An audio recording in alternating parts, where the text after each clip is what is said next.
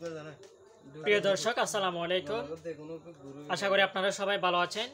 আজকের ভিডিওটি হতে চলেছে ঘাড়ে ও কোমরে ব্যথার কারণ, চিকিৎসা ও প্রয়োজনীয় ওষুধ নিয়ে।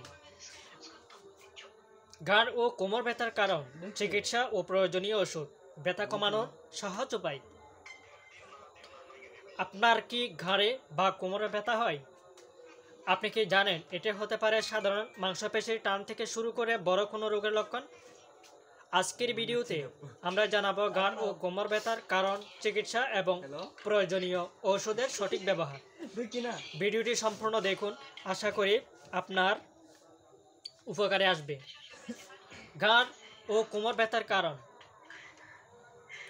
সাধারণ কারণ হচ্ছে দীর্ঘক্ষণ বসে কাজ করা, ভুলভাবে ঘুমানো, ভারী জিনিস তোলা, অতিরিক্ত মোবাইল বা ল্যাপটপ ব্যবহার।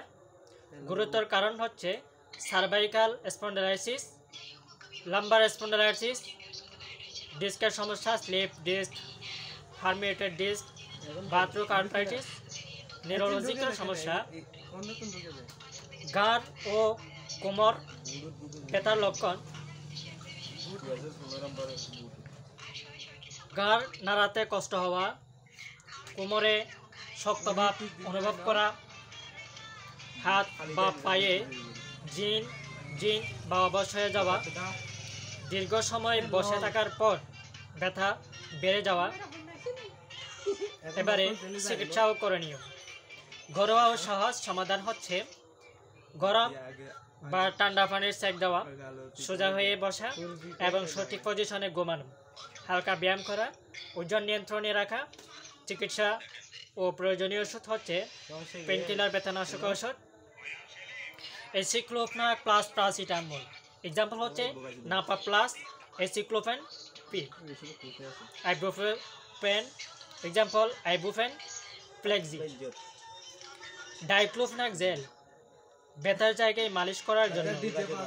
মাসল রিল্যাক্সার, পেশির টান কমানোর জন্য।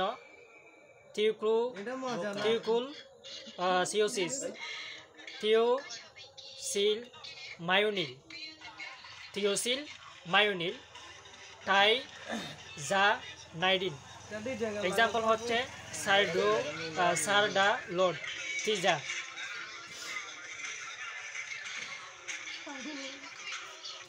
এই জাতীয় ওষুধগুলো।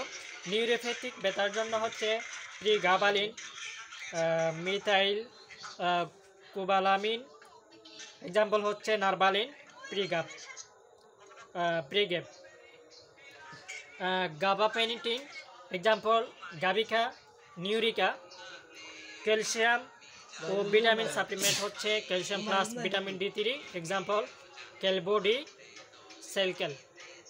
সতর্কতা, এই ঔষধগুলো অবশ্যই ডাক্তারের পরামর্শ নিয়ে খাবেন। দীর্ঘস্থায়ী ব্যথা থাকলে চিকিৎসকের পরামর্শ নেওয়া জরুরি। কখন ডাক্তারের কাছে যাবেন?